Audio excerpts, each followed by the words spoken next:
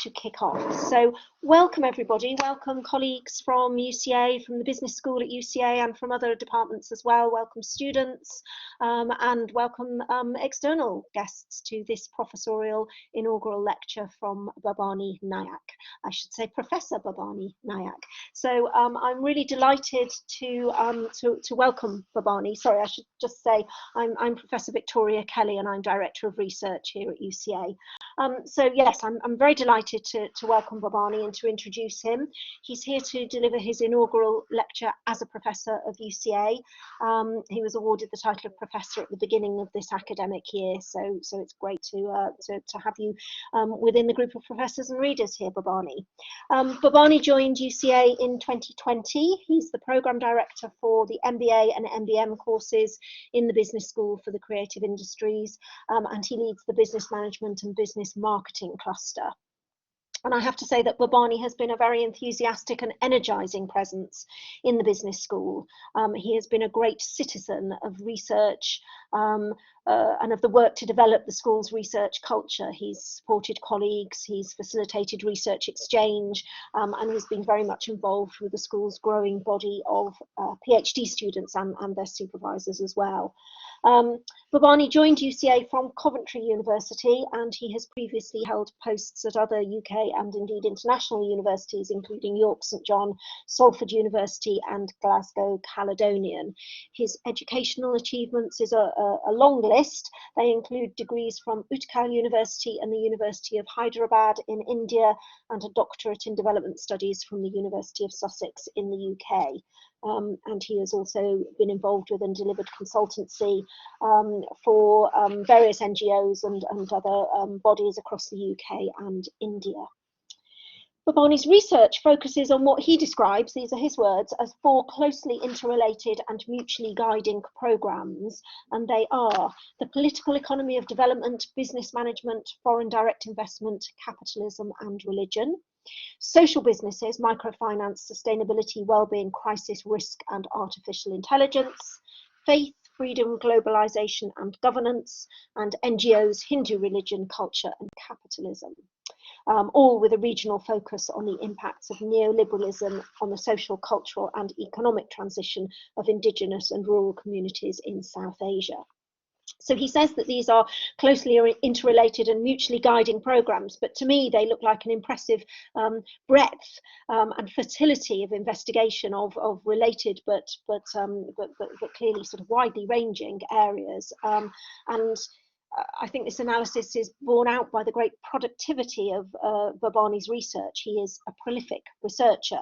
He's published many papers in many journals in economics and business, and his books include Hindu Fundamentalism and the Spirit of Global Capitalism in India, titled, I'm sure, in both homage and critique of Max Weber. He currently has no less than 2 books in press, another under consideration by Palgrave Macmillan, and another 2 in development or planning stage. So all I can say there, Bhabani, is that I think many of us as researchers could learn quite a lot from you about research planning and productivity, and always keeping that pipeline of outputs going. It's a very impressive pipeline indeed. So perhaps as part of this lecture, you might share with us some of the secrets of your energy and productivity as a researcher. I'd love to know how to keep all of those book projects going at once. That would be really interesting to hear. But today, Bhabani will deliver his first lecture as a professor, speaking to the title of Fraternal Capital and Antisocial Business. And I'm very much looking forward to hearing about the subject of that research and the sort of detail of Bhabani's research interests, as well as, of course, as his experience as a researcher. So welcome, Bhabani, and I'm going to hand over to you, and just to say to everybody that Bhabani is going to speak to us for about 45-50 minutes. He's got some slides, and then there will be ample time for questions and discussion at the end of Bhabani's lecture. So welcome, Bhabani, and over to you. Thank you, Professor Victoria Kelley. Thank you for your introduction. I hope I can live up to your words during the lecture. Let me start by thanking UCA, thanking Business School.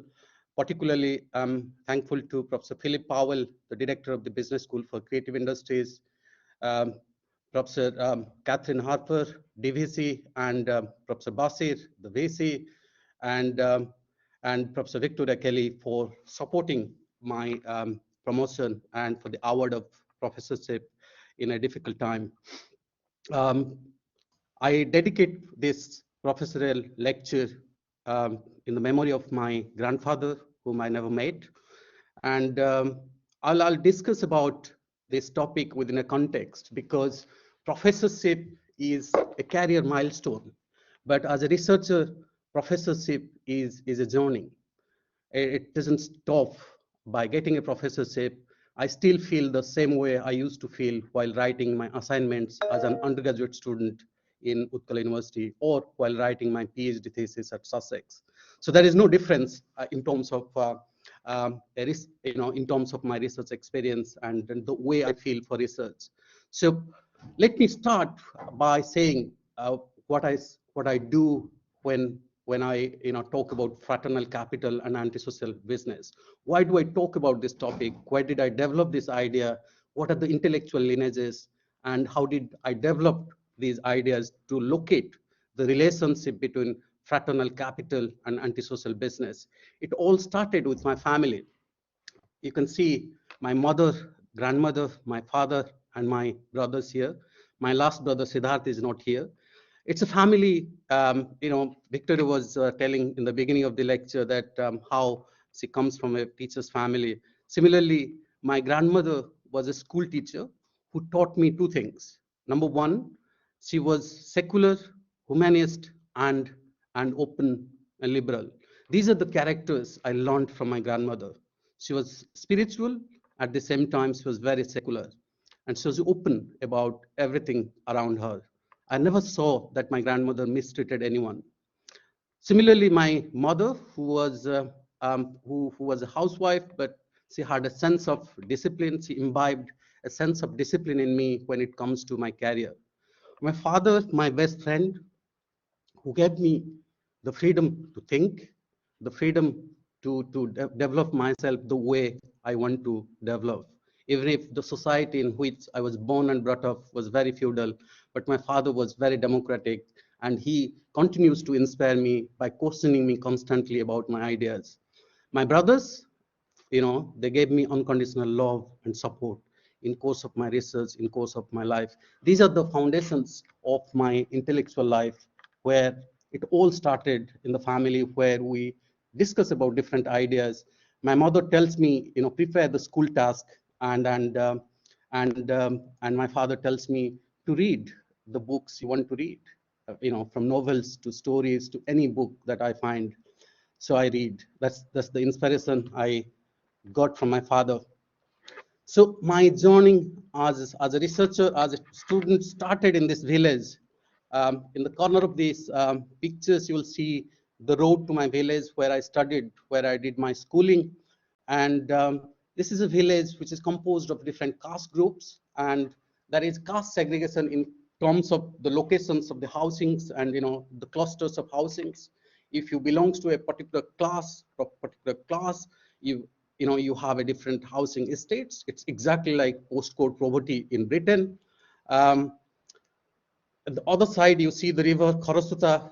That's my village is near the bank of this river, which is under threat by the corporations. The bottom of the picture, where you find that different cranes, different machines are trying to take water. That creating a water project where they take this sweet water to a project owned by Adani corporations. And then the other photo you will see in the bottom corner, where people are fighting to save their rivers. Why I put these pictures? These pictures are very important to understand the way capitalism works by combining itself, by getting the support from the state and its institutions. If you locate my village, there were different caste groups, but there was a sense of fraternity within the village because everyone was dependent on each other. There was lots of cooperation, of sharing and caring, the caring economy, and society was based on solidarity.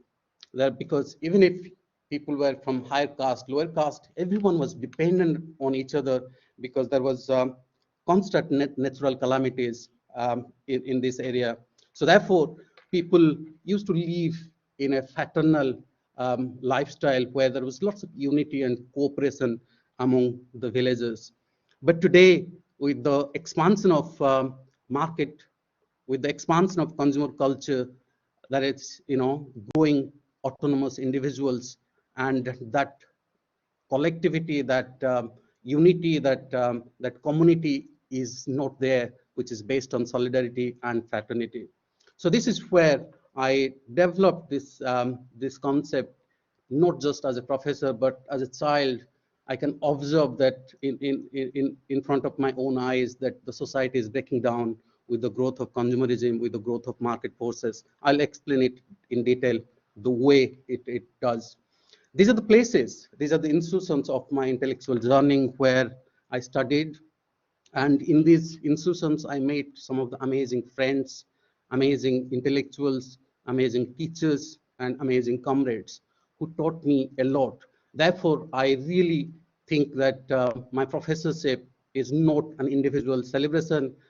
This is an opportunity for me to thank them all, where I learned different skills of life, different ideas. I developed different ideas from them, not just in these institutions within the four walls of these institutions, but with the people where I studied, people with whom I studied and learned from them.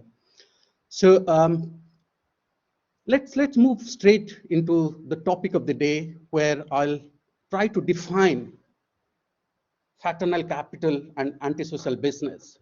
Most of the Marxist literature within Marxist philosophy, you always see, you always read that capital competes with each other to make profit. Capital competes with each other to develop itself in a large scale. But in reality, here I argue, in this paper, in this lecture, I argue that fraternal capital indicates the unity, cooperation, and fraternal relations between global capitalist corporations. And they operate at the global level, at the national level, at the regional level, and at the local level. Again, in the latter part of this lecture, I'll explain how it works. I define antisocial business in terms of the processes and institutions that separate producers from consumers to expand consumerism by destroying cultures of consumption. Let me explain it. When I say consumerism, I mean a global culture led by global corporations which destroys democratic forms of consumption, where people consume based on local productions and local local productions and local distribution mechanisms. But today, the McDonald's and KFCs and other corporations, food corporations today, they completely dismantled that network and created a culture of consumerism, and local consumption patterns are changing across the globe. And the whole process of separation of consumers from the producers help in creating independent pricing mechanisms where the corporations make profit by dismantling the relationship, organic relationship between the consumers and producers. The antisocial business creates alienated and atomized individuals by destroying collective foundations of the society and economy. Antisocial business stops individuals from performing any form of socially meaningful work. Many people do different kinds of work which is completely meaningless in terms of its social outcomes. Fraternal capital reinforces antisocial business practices where we all are consumers. We are no more citizens. We are no more social beings. We are no more part of a larger community, caring and sharing. Our actions are defined by utility, pleasure, and satisfaction. Any action that gives pain, we run away from those actions. These are not individual mistakes, but it's a systemic process which imposes these cultures on individuals, and that's why the capital creates this kind of frameworks by which it can expand itself. The whole concept of fraternal capitalism comes from my idea of fraternal capitalism comes from two seminal works. These two seminal works are the foundation of my work and my current work on fraternal capitalism.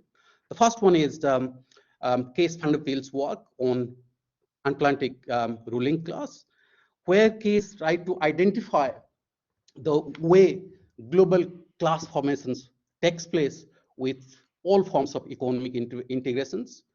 That these economic integrations are important to coordinate, pull together all the resources, both human resources and natural resources, to adjust and facilitate the transnationalization of capital.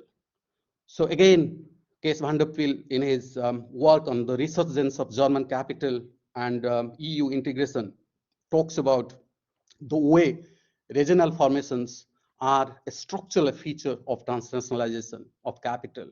And again, he identifies the philosophical foundation of this process by looking at the Lockean heartland.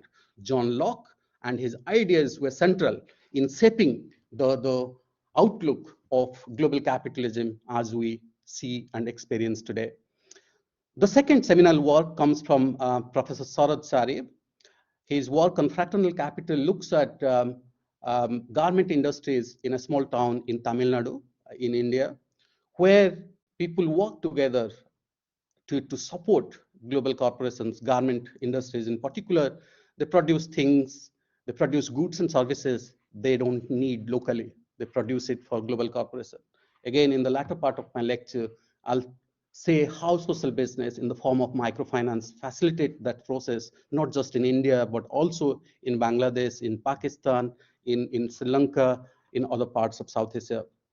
So these theoretical foundations are important, but one of the limitations of these two works are around what are the local processes, what are the policies, what are the functions of the state that facilitates this integration? How do states justify these processes to their citizens, to their electorates? So I'll identify those gaps in course of my lecture. So everyone knows about how there's a fraternity of global corporations, how 31 financial and banking corporations control the global economy today, by establishing network of global corporations, and they control our economy and our everyday life. If you go further, you will find that 13 fraternal families establish patrimonial capitalism that controls the global corporations. Out of 13, only Lee family belongs to China. Others are based in America and in Europe. So the whole consolidation of capital and accumulation of capital is controlled by this 13 families in different ways. How do they do it? They do it by by getting the help from the states. Let me give you a footnote here. All states, irrespective of their ideological formations, whether that it is Chinese state, Indian state, or British state, or American state, all these states today behave within the ideological framework of 1648 Westphalian states. Westphalian Treaty, which was signed in 1648, established the foundation for global capitalism by bringing the state and corporations together. That's why the Western European states expanding global capitalism with the help of colonialism, and colonialism helped for the growth of industrial capitalism in Europe, in Western Europe in particular. So the accumulation of capital and capitalist consolidation, they complement each other. There are three specific processes globally, and these three specific processes are philosophically responsible for the growth of and expansion of global capitalism under the control of few corporations and few families in particular. It starts with regimes of accumulation, which refers to systems of production and consumption, and then modes of regulation, which refers to the written and unwritten laws of the society which control the regimes of accumulation to determine different forms of capitalist accumulation process. Italian Marxists in particular argue that there are varieties of capitalism. Capitalism is not monolithic. Of course, capitalism is different, but when it works together, it works with cooperation. When the working class is divided in the name of gender, race, ethnicity, class, when refugees are divided in terms of their skin color, but when it comes to capital, there is no boundary, there is absolutely no distinction between a mining corporation owned by a black person or a mining corporation owned by a white person in London. They behave exactly the same way by using the state to create regimes of accumulation, and they regulate the regimes by creating different rules and regulations. Regimes of accumulation and modes of accumulation create conditions for the capitalist accumulation process. And processes of capitalist accumulation process occurs within a social structure, within social frameworks. Social institutions are very essential to stabilize the class conflict, the capitalist competition, and that helps the capitalism for a long-term profit by consolidating and accumulating capital. So this is the philosophical framework on which I'll be looking at a specific context. I'll take you all to Orissa today, where I come from. I locate Orissa in terms of, if you ask me to define my state, in terms of culture, it's a beautiful state. It's relatively more progressive than North India. In terms of natural beauty, it's a beautiful state. But in terms of development, in terms of economy, it's a paradox of plenty, where the highest amount of unbankable, non-bankable people live. And again, I'll explain it in the latter part, what I mean by unbankable people. Microfinance as a social business started by Muhammad Yunus. He received Nobel Prize for his innovative ideas, and people in the World Bank thought that this is the only way to solve the world of poverty across the globe, by using microfinance as a tool, as a model of social business. Particularly, I'll focus my study on a particular district called Gajapati district in Orissa, southern district, dominated by the tribal population, and try to identify how microfinance works to, to bring together global capital from London, from Berlin, from Frankfurt, from Paris, from Amsterdam, from Delhi to a local provincial town, provincial district called Gajapati district of Orissa. So Orissa, again, if you locate in terms of its landmass, it's 4.7% of India's landmass. It is the 8th largest state.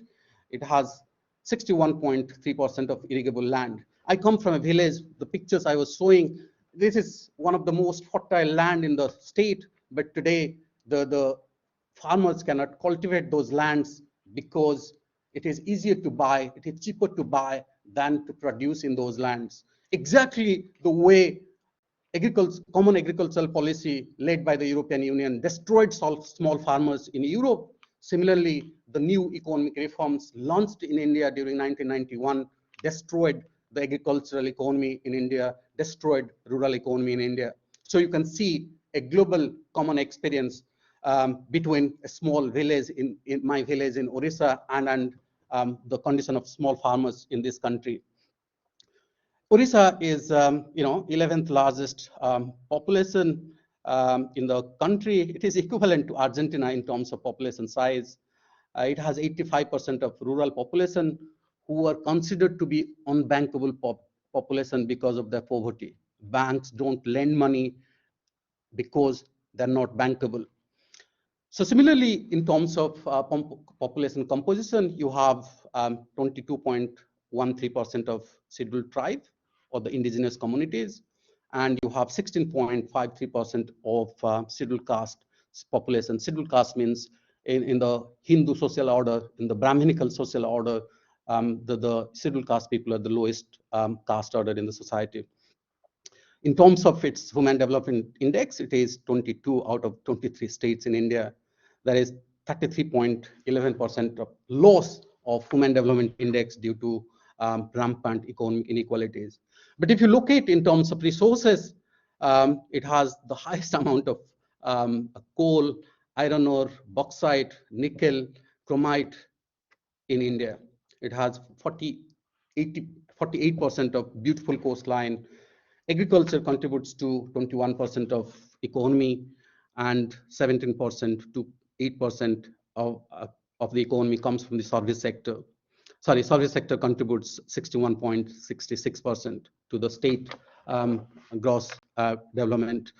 So, so Odisha is a paradox of plenty, where social business is growing with the help of microfinance to bring unbankable population to the fold of banks with the help of microfinance institutions.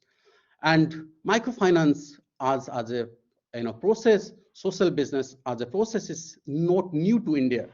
If you read Manusmriti, the laws of Manu, which was composed between 200 BCE and 200 CE, it talks about different forms of lending, and it talks about social business in a very different way. Particularly, 8th chapter of Manusmriti talks about how do you exchange capital, how do you increase capital by lending, which is allowed by Vasishtha. Vasishtha is primarily the king or the god, or the landlord, whoever lends the money. That's the only way to interpret Vasishtha. You can call Vasishtha as a god. There are 333 million gods and goddesses in India. These are the registered number of gods and goddesses, and Vasishtha is one among them. In terms of its structure, if you look at the way lending works during the writings of Manusmriti, you will find that the whole the way the interest rates were fixed. These were fixed based on the caste order. Again, caste continues to play a vital role in terms of reactionary vital role for the expansion of microfinance in India. Again, I'll talk about it in the latter slides. Similarly, in Kautilya's Arthashastra, Arthashastra means economics. It's a treatise on public administration, talks about military strategy, economic policy, and statecraft.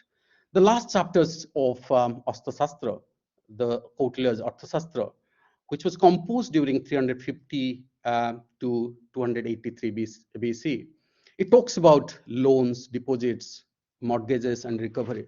So the whole idea was not new. It did not start with Muhammad Yunus as the mainstream neoliberal economics tried to promote the idea. So this ideological framework, this historical and religious foundation, helps in the growth of self-help groups and microfinance institutions in Orissa. Orissa, again, it started within the context of India. The government of India started the cooperative movement after the independence, from 1947 to 1969. The government of India focused on expanding cooperatives by creating All India Rural Credit Service Society. 69 to 91, government of India led the nationalization of banks for the expansion of institutional finance and banking to the remote areas of Orissa, remote areas of India. 1980s onwards, there was establishment of grain-gola system, grain banks, seed banks, community fund, by which the government of India can deliver food security to its population. So these policies were central in establishing India as a food secure country, which is completely dismantled by the current ruling dispensation by creating agricultural reforms to expand corporations in the field of agriculture. Thankfully, with the protest of the farmers' movement, the government decided to withdraw and repeal those laws a couple of months back. So again, there was creation of NABARD. It's a bank for rural development. It was created in 1982. Then comes the 1991 new economic reforms. These new economic reforms are composed of three policies: liberalization, privatization, and globalization. These policies were central in dismantling public welfare, the welfare state in India. These policies laid the foundation stone for the dismantling of India as a welfare state. Microfinance Limited were created in 1983. It was approved by the Reserve Bank of India. Reserve Bank of India is a Central Bank of India, which approved in 1992, which led to the expansion of microfinance institutions in Orissa and across India. So self-help groups were developed in Orissa to develop the linkage between banks and self-help groups to microfinance institutions with the help of NARBAD. And then microfinance networks were created in October 2009. Um, I call this network as the network of, higher caste people, higher class people, men. It is led by men. It is led by unemployed, educated people who are basically, I call them people like us, limited.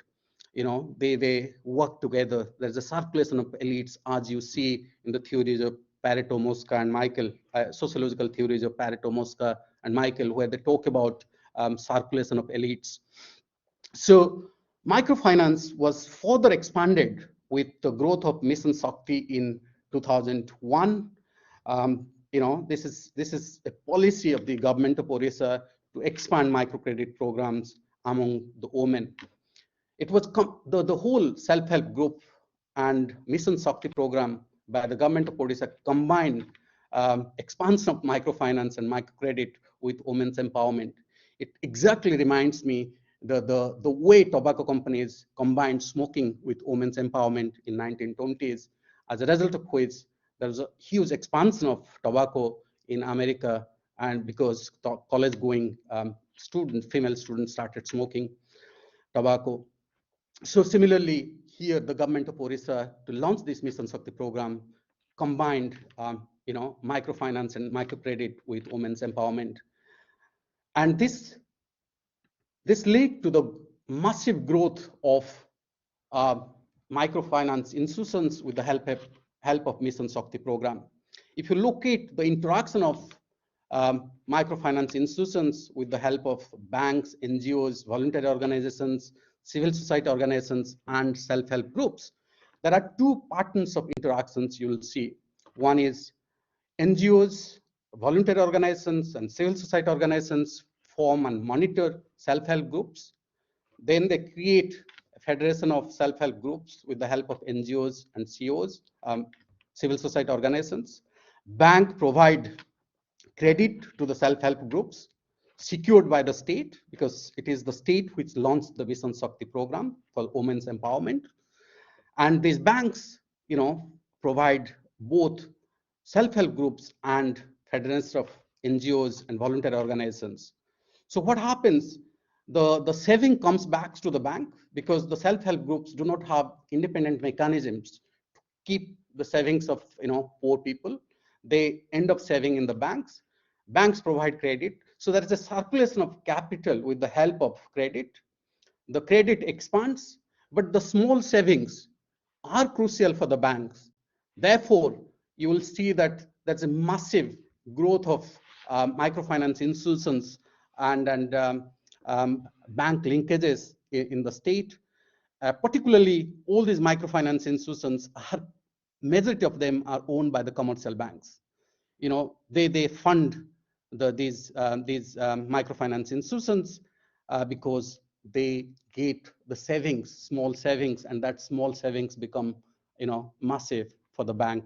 If you locate the number of people who engage with microfinance institutions in the rural areas. So again, these policies are secured. Securitization of state is very important, and the state secures this, provides security to the banks with the help of Mission Shakti programs. They entered into each areas of Orissa. You have district level federations, you have block level federations, you have village level federations where Mission Shakti works and drags the small savings of the poor, rural poor, and expand the credit by bringing them within the fold of microfinance institutions. And these are unbankable poor. Banks will never give them credit or mortgage or any form of loan without the support of the a government, without the support of the microfinance institutions.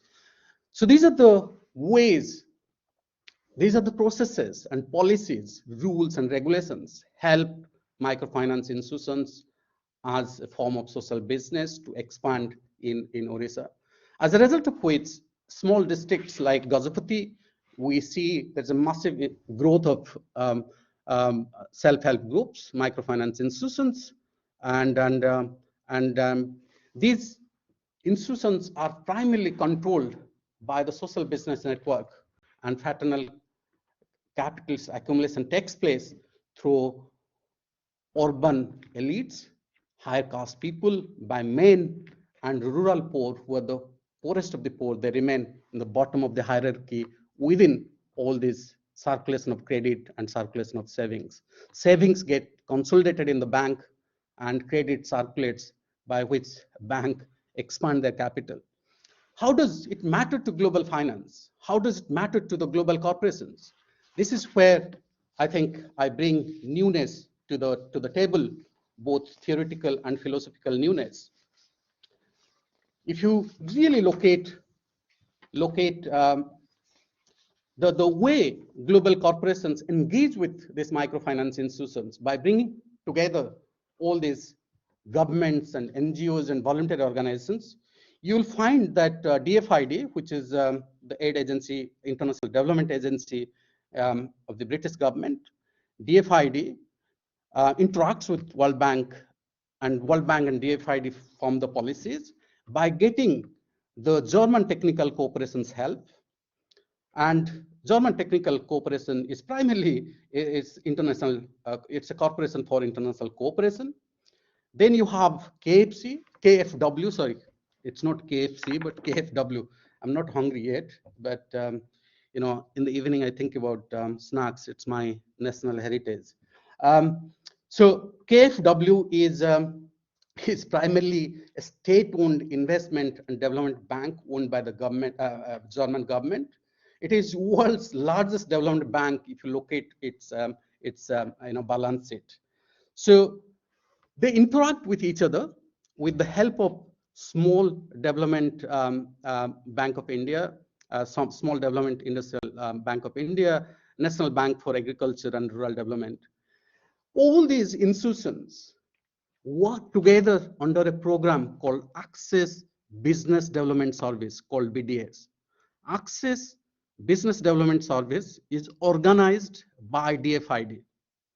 So Access brings together GTZ, DFID, KFW, World Bank, NABARD, and SDBI in India, brings them together to form an organization called Access, which is based in New Delhi, which has offices in London. They create these services and expand microfinance and livelihood promotion programs in Gajapati district of Odisha. Therefore, I take this case study to develop a consistent link from global to the local level, where capital circulates by bringing together the small savings of the rural poor and put them under the mountain of credits. If you further do little bit of research, you will find that this is a global partnership of microfinance institutions in Gajapati district of Orissa with the help of DFID. Let me start with an organization called CGAP. CGAP is called Consultative Group to Assist the Poor. It is based in Washington, DC. They form alliance with Citibank, Ford Foundation, Unilever, IFC, International Financial Corporation, owned by the World Bank. It's part of the World Bank Group. SAMN is primarily South Asia Micro Entrepreneurs Network, organized by ACTED. ACTED is Agency for Technical Cooperation and Development Framework, based in France. Fundamentally, France, the managers in France control South Asia Micro Entrepreneurship Network, organized by ACTED, based in France. They control these networks, and they bring together again NABARD. NABARD is based in India, Robobank based in Netherlands, UNDP, Oxfam, HSBC, and ACTED. ACTED is basically Agency for Technical Cooperation and Development based in France. DFID based in UK. ECO. ECO is basically is part of Code Aid, which is a Christian aid agency. These are the organizations. They come together under an organization called Access Development Services, which create the frameworks of global partnership between the banks, development banks, commercial banks, to create network between rural poor and the global capitalist class. So this network helps in the expansion of capital with the expansion of with the circulation of credit, and and um, and it helps to tap the unbankable rural poor into the credit network, and these poor people remain under the mountain of credit, this mountain of credit. There are lots of suicides among the borrowers of microfinance institutions in India. So what it does in the form of social business, I bring back social business into picture here, led by people like Muhammad Yunus. The women work daytime. They finish their, for example, Bangladeshi women or women in Orissa or in Gajapati district. They finish their domestic work, look after the kids, husbands, in-laws, families, and everyone. Then go to the agricultural land to work, come back, use their stitching machine to stitch garments for global garment corporations, those who supply garments to Mark and Spencer. This is a story across South Asia. This is not a story of microfinance and its negative impacts on people. In the name of expanding, in the name of removing poverty, the capital has entered into the bedrooms in Bangladesh, in Pakistan, in Sri Lanka, in Nepal, in a small in small provincial towns in Tamil Nadu, and here in case of Orissa. So why is it important for global capital to engage with small savings of the rural poor? Actually, more than the money, it is important to remember the global capitalism cannot remove poverty, because poverty is a natural and organic outcome of global capitalism. Global capitalism promotes anti-social business in the name of removing poverty in the world.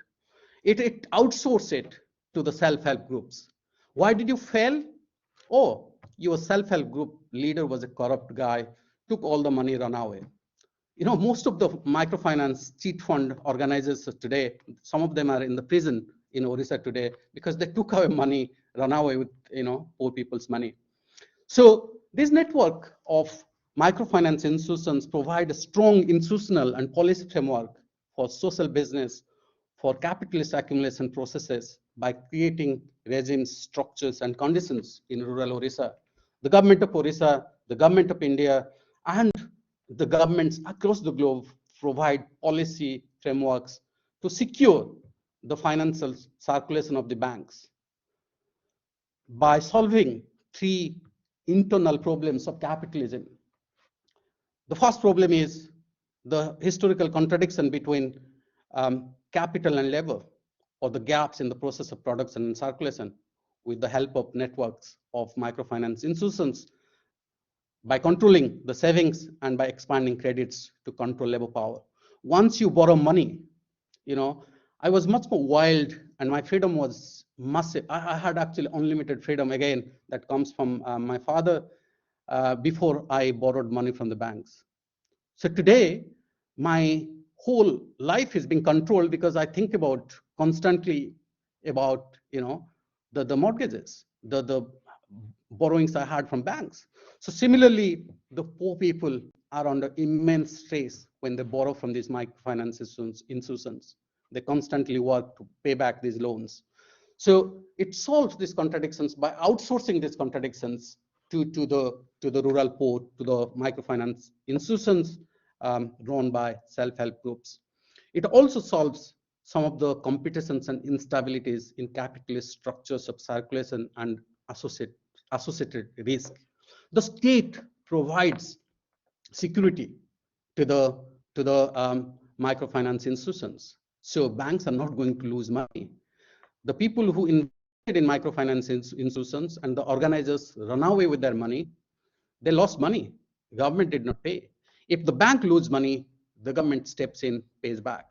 So similarly, it solves some of the problems of capitalism by spreading the risk, by reducing the risk with the help of these fraternal relationships. These relationships are not just local, but these relationships are global, regional, and we all are part of these global networks. Directly or indirectly, we all are associated with this global network which controls our everyday life. So therefore, when we talk about meaningful work, it's not that people do not want to do meaningful work, socially meaningful work. They're not allowed to do socially meaningful work because of the way global capitalism promotes a consumeristic ideology based on the so-called ideals of social business in the name of removing poverty. It spreads this dangerous idea called social business. It is neither social nor business. This is a capitalist consolidation of money, capitalist consolidation of banks to expand their credit net, to control, to domesticate labor. Once you borrow from the bank, your labor can be domesticated. You have to work without questioning it. So therefore, microfinance institutions solve these problems. Before I conclude, I must say one of the major limitations of this work. These are the qualitative analysis to develop the network in clear terms. But I just want to explore in the next stage of my research how much money these banks, Citibank, Ford Foundation, Unilever, IFC, NABARD, Robobank invest. How much money HSBC invest in microfinance institutions, in social business, among the, to produce garments, to produce, small things in the rural areas. How much money they invest and how much money they get back. So I need to identify these numbers in quantitative terms. So one of the limitations of this research is in terms of its quantitative data to advance my arguments further. So with these words, let me end my inaugural lecture. I thank everyone for joining this lecture, and I again thank UCA. Particularly, I thank all my colleagues in the business school. I thank all my colleagues in the research office. I particularly thank Philip, Catherine, Basir, and Victoria for supporting my promotion. I thank all my friends for being there in times of crisis and imposing their faith on my abilities to expand some of the ideas that matters to me as an individual and that matters to the society in which I live. I'm extremely thankful to my grandfather, my mother, my father, my brothers, my wife, my family friends like Professor John Pellington, Geeta Sinha, Mamta Sahu. All my friends were crucial to stand with me during my during my crisis time. I'm also thankful to my colleagues here. All my colleagues helped me to shape my ideas, helped me to sustain myself as an individual, as a social being. I thank all my teachers who were crucial in shaping my ideas. I also thank all my comrades, those who are fighting for a just world.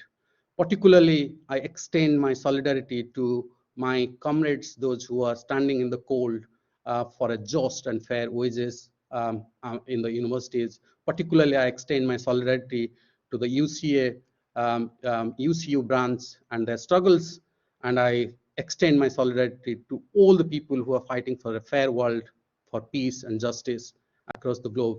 Thank you all for making my life socially meaningful and intellectually rewarding. Thank you all, and I'm here to explain some of the statements I made during my lecture. Happy to answer your questions. Thank you. Thank you all. Thank you, Victoria, for organizing it. Thank you, Omid and Orion, for all your support. Thank you, Bhabani. Thank you. Lots of thanks coming into the chat. It's one of the disadvantages of the online format that you can't hear a rousing round of applause, but lots of hand clapping signs and comments coming into the chat. So thanks very much for that really interesting lecture. Very provoking, actually. Very thought provoking, and I'm sure people have questions. So can I open it to the floor and say, if you have questions, please raise your hand or indeed pop them into the chat, and I will be very glad to read them out from there. So, any immediate questions for Bhabani? Okay, so I think this leaves a. Oh, Julian has put a question in. Okay, Julian's question is. Sorry, it's just disappeared from my screen before I had the chance to read it properly. Let me just pull it back up again. Chat. Okay. Fabulous lecture, Bhabani. What do you see as the solution? Yes, it's a big question, but it's the one that was certainly at the forefront of my mind. What is the alternative to these microfinance organisations, which then get pulled into the gravitational pull of the big global capitalist banking system? Thank you, Julian. Thank you, Victoria. Julian, let me start with a small footnote. Julian, come back to the left politics, and we can hide behind revolution. That's my broad answer. No, it's very interesting. You know, when you talk about, there is a TINA model. The people, those who promote global capitalism, they say there is no alternative, but there is alternative within global capitalism. We have the experience of Mondragon Corporation. We have the experience of cooperative movements across the globe, which were extremely successful. I was talking about grain banks, seed banks. Let me explain these two institutions run by it used to be run by the government of India and government of Orissa. Seed bank means the farmers can keep their seeds, and you know, during the harvest time, they keep the seeds, and the government provides the storage for it, storage facilities, and then, you know, when you have the time to, you know, sow the seeds, you can bring those seeds and, you know, use it in your farms, use it in your fields. But today, those institutions were completely wiped out after the new economic reforms in India, after 1991 in particular. So similarly, the food banks, the Food Corporation of India is being defunct because the government started reducing funds for Food Corporation of India. There is plenty of food which is rotting in the Food Corporation of India, godowns, the storage facilities. But these foods are not being, the FCI is unable to distribute these grains among the you know, people who are unable to you know, find food to eat, because the public distribution network is the ration shops, you know, people who ration food. These public distribution network was completely dismantled in the name of, you know, providing, you know, food only to the poor. So fundamentally, you know, the things that were working well, they were being dismantled with the expansion of, you know, new economic reforms to expand global capitalism, to expand market forces in India. So the alternative is there, the cooperative movement. You know, that will be my immediate response. And if you ask for long-term response, Julian, I know we both can hide behind revolution when you come back to the socialist politics. Thank you.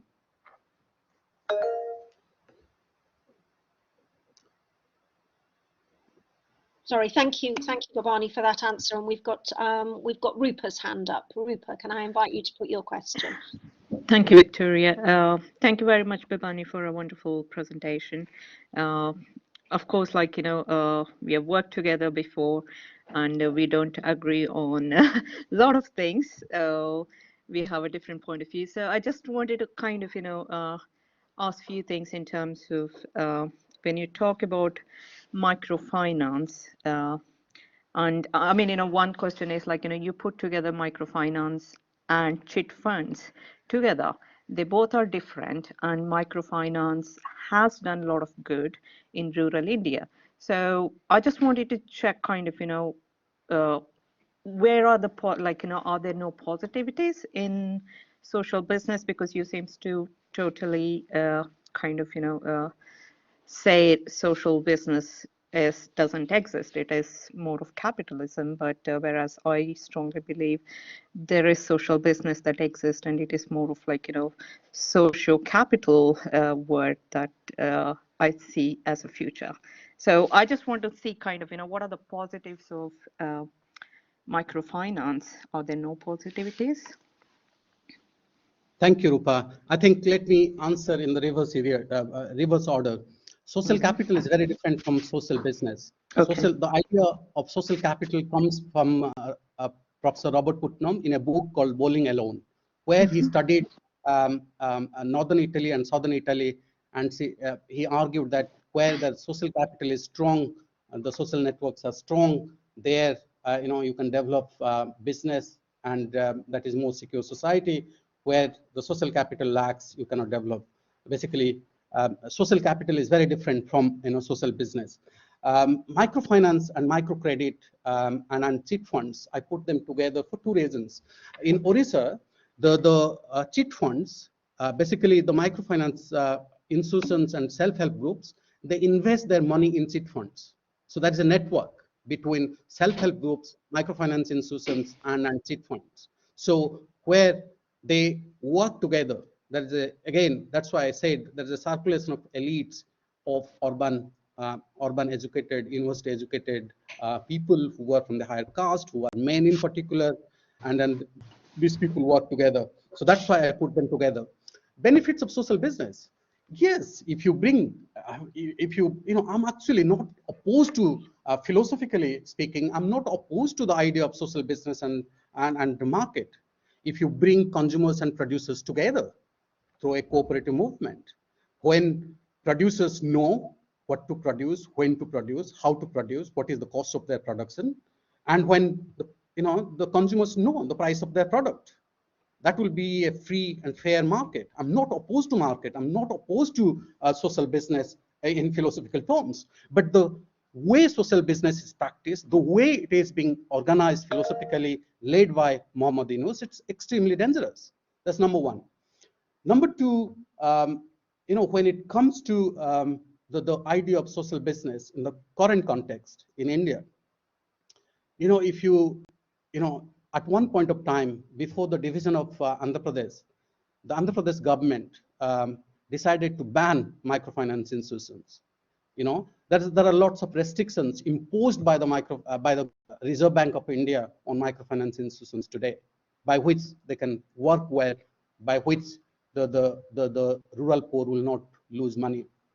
So there are lots of positive aspects of social business, but if it brings together consumers and producers, if it doesn't bring producers and consumers, if it separates them, social business is a dangerous idea.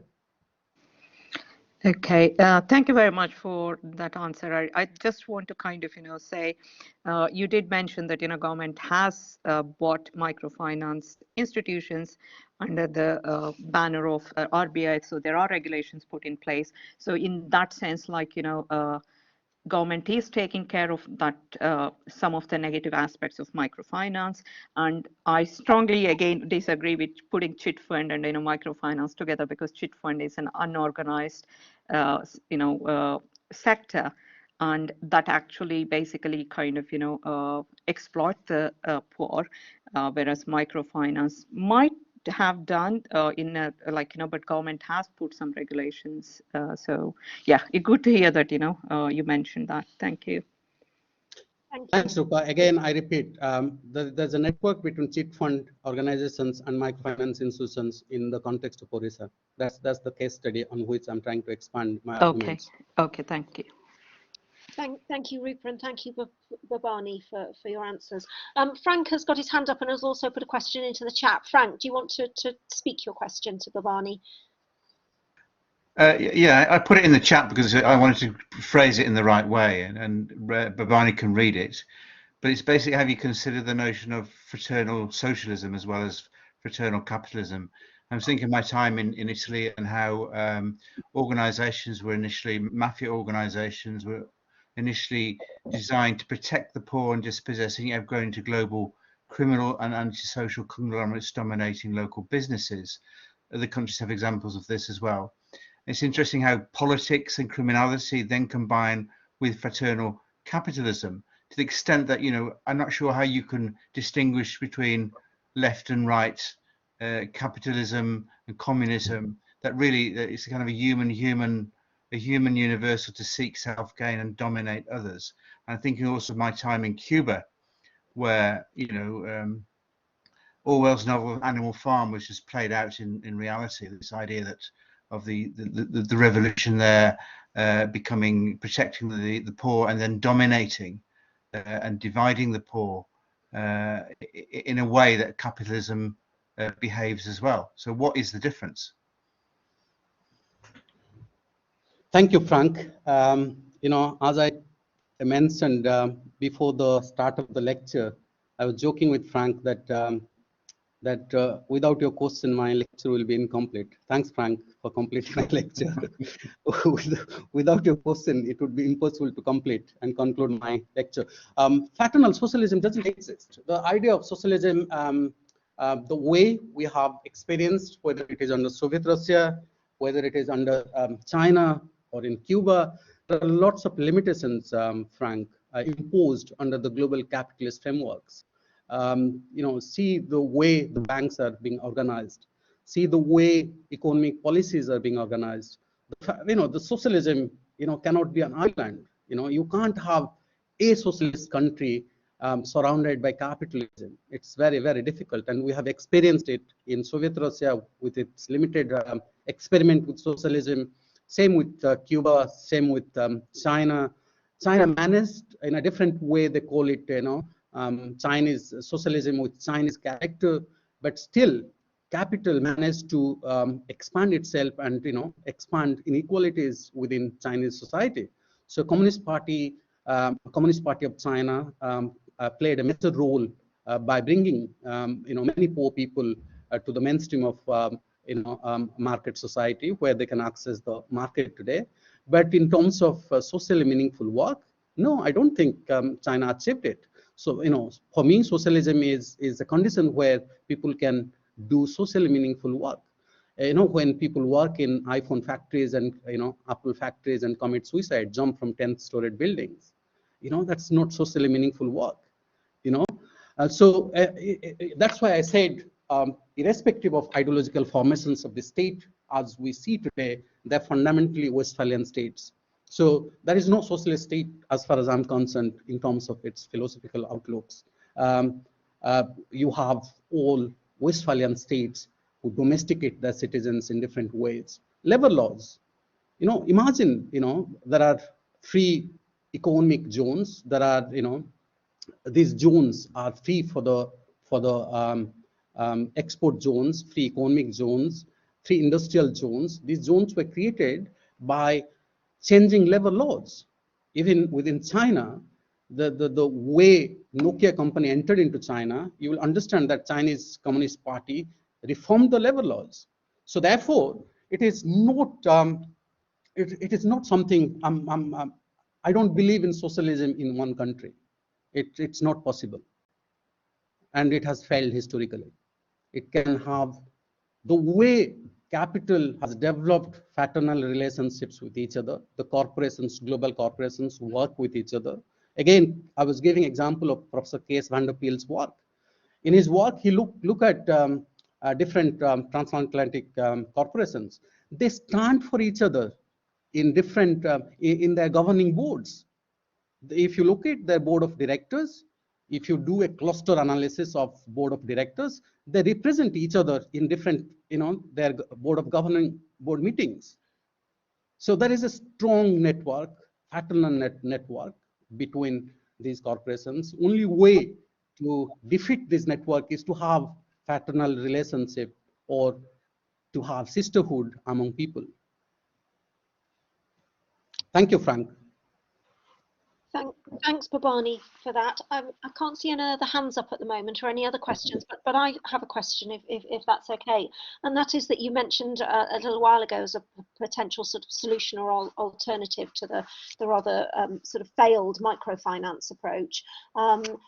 The cooperative, and I have to admit, I used to research cooperatives a while ago, the history of the cooperative movement, the consumer cooperative movement in this country, but I'm a bit out of date as to the sort of situation, and whether the cooperative movement or cooperative movement worldwide are thriving or whether they are challenged by contemporary global capitalist conditions. So I'd be really interested to hear a bit more about the cooperative in India, and how it's working, and maybe what the challenges are to different sorts of cooperative models. Thank you, Victoria. Let me start answering you by giving example from Orissa. The cooperative movement is organized by both people at the local level and the district level and in the state level.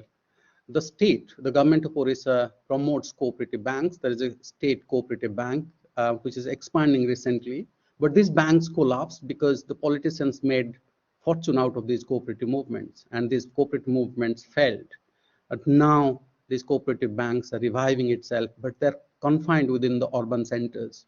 They have not spread into the rural areas of Orissa. The global cooperative movement, again, you have done research on this country, but if you look at Mondragon Corporation, which is, it's founded on the principles of cooperative movement, and it's working quite well. Even during 2008 economic crisis, it was one of the major European corporation which did not face economic crisis. It works quite well. It produces everything from computers to, it organizes even, university. There's a Mondragon University, runs on the basis of cooperative principles. So cooperative movement works well when there is, shareholding and equal say and equal participation of the stakeholders, the people who are part of the cooperative movement. But most of the time, cooperative movement have failed because the people who led them, they made cooperative movement as a business to make money out of it, and then increase their own pockets. They did not think about the principle, or they did not think about the policies. So yeah, cooperative movement is an alternative which will work. Mondragon Corporation is an example. Thank you. Thanks for that, Bhabani. That's interesting to hear. Refresh my knowledge.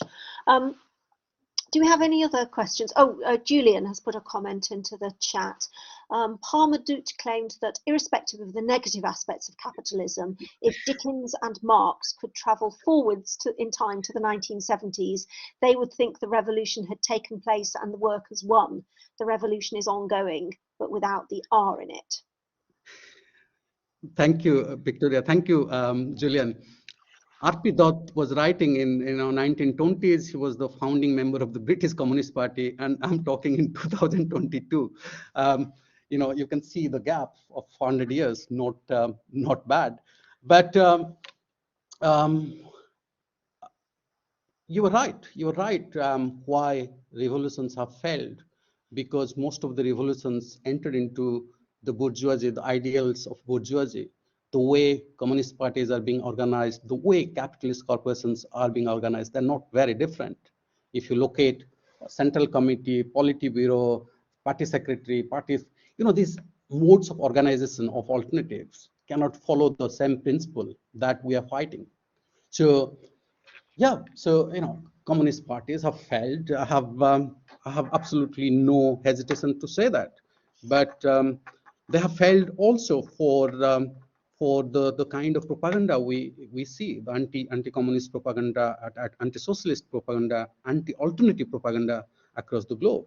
So as people like you and me, we talk about alternatives. How many people talk about alternatives within the universities today? So you're right, absolutely. Revolutions have failed because of its bourgeois characters, and revolutions can be successful. Think about democracy in this country. It's a product of English working class. Women fought for equal voting rights, and they achieved it through struggles. Imagine anti-colonial struggles in Latin America, in Asia and Africa. These are examples of successful struggles. It's not like revolutions have failed all the time, but we could not consolidate ourselves as revolutionaries as a project. So therefore, it has failed. Thank you. Thank you, Bhabani. Any other questions? Okay, I can't see any other hands going up. or anything else going into the chat. So I think that probably means that we've come to a conclusion, not a conclusion, yes, an ending point for our discussion for this afternoon. Though lots of very thought-provoking territory has been covered, and I'm sure that this will spur on further conversations. It's really made me want to sit down, Bhabani, and discuss with you more about the cooperative movement, more about informal capital as well. I'd like to think about informal economies and the role that might play too, which is another interest of mine. So, but I think that would be a